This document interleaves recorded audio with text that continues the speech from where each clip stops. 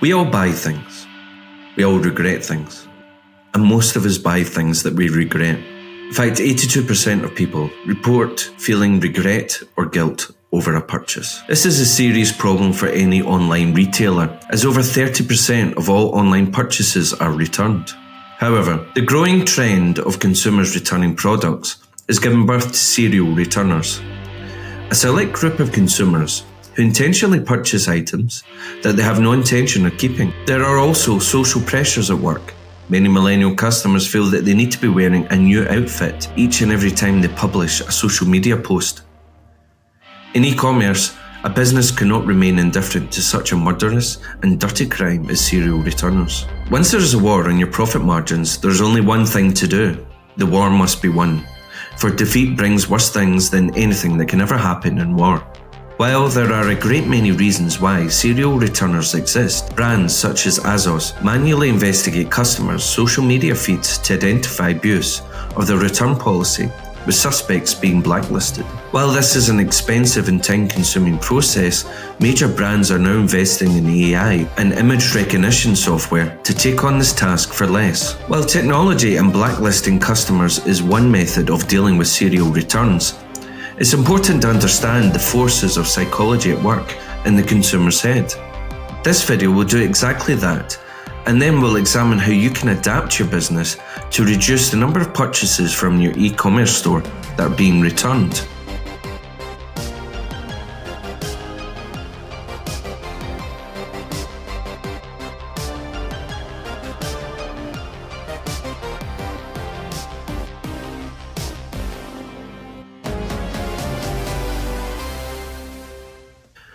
When you're considering a purchase, two opposing forces are waging a neural war inside your head, and one will die like a dog for no good reason. The avoidance system is aptly named as it tells you to avoid risks and negative consequences. The other, the approach system, tells you to do whatever makes you happy in that moment. It's important to remember that most of the choices that you make are in avoidance of pain.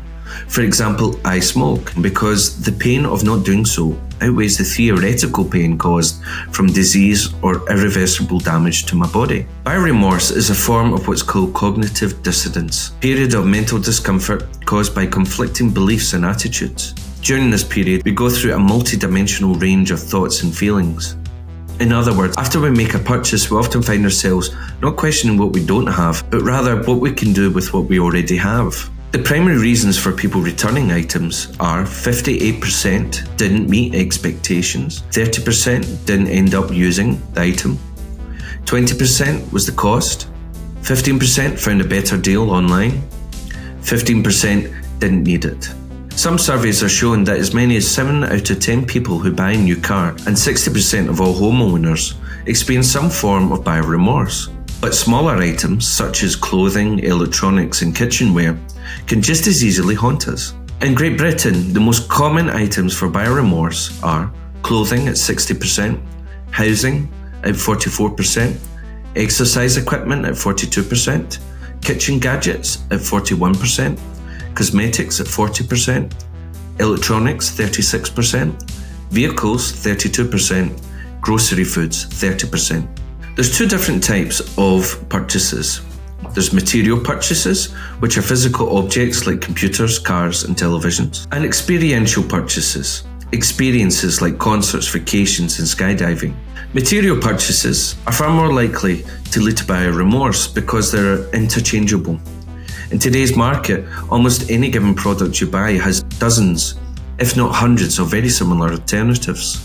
This often leads to the dreaded paradox of choice, when an abundance of similar options causes psychological stress. When you finally choose one, the compounded effect of these missed opportunities causes buyer remorse, even if the item fulfills your needs. However, we are far less likely to regret an experience. In fact, it's more common to regret missing out on an experience, which is called FOMO, or the fear of missing out, than to regret spending money. This is partly because you interpret experiences to be unique, not interchangeable. But it is also to do with the way that you remember an experience. Let's say you attend a Foo Fighters concert. Your memory of how good it was will be a combination of how it felt at the show's peak, the best song in the set, and how good you felt at the end, the encore. You don't think about the long-lasting effect of that concert was. You remember of the hive when you left. In this sense, experiences create sustaining memories that tend to outlive the event. Even bad experiences can in time evolve into positive memories when we laugh at our misfortunes. Brands are well aware of this and have developed marketing strategies to cement an association with their products being an experience. A car isn't a car. It's the ultimate driving experience, an expression of freedom. The Apple iPhone isn't a phone. It's a portal that connects you to the world around you and to capture unique and special moments. Coca-Cola isn't a drink. It's a nostalgic memory of Christmas. This kind of positioning is, among other things, designed to mitigate buyer's remorse. While objects can certainly be experimental, the data highlights that the rate of buyer remorse is strongly linked to how often we use an item. Merely owning a nice car won't make you happy. You have to engage with it constantly enough to justify the financial resources you use to purchase it.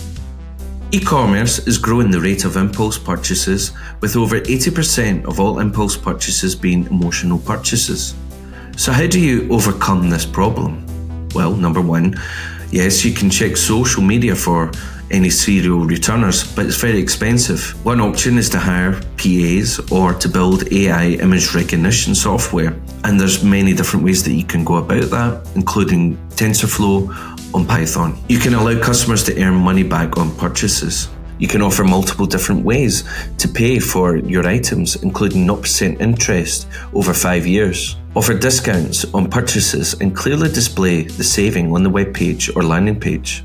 Annually, we spend an average of $1,600 on subscriptions. Perhaps you can adapt your business model to incorporate subscriptions.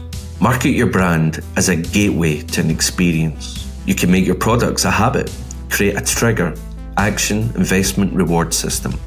For example, a community built around your products. When customers talk, listen to them completely. Most business owners never listen. Do not offer free returns. Ensure that return labels must be printed off by the consumer. Amazon's a great example of this, and it forces customers to go out of their way in order to make those returns. When possible, use collection points for return packages. In conclusion, never force customers to think that buyer remorse, no matter how necessary or justified, is not a crime. This isn't to say that a brand should make their customers feel guilty or dirty about making a return. Instead, the brand must lessen the psychological pain of owning their product. This goes beyond an association between a company and its target demographics. All good brands are alike, in that their marketing shapes a product into an experience that is truer than if it had really happened to the consumer. By using the product, the experience belongs to them, the good and the bad, the remorse and sorrow. If you can give that to people, then you have fewer returns and a stronger brand.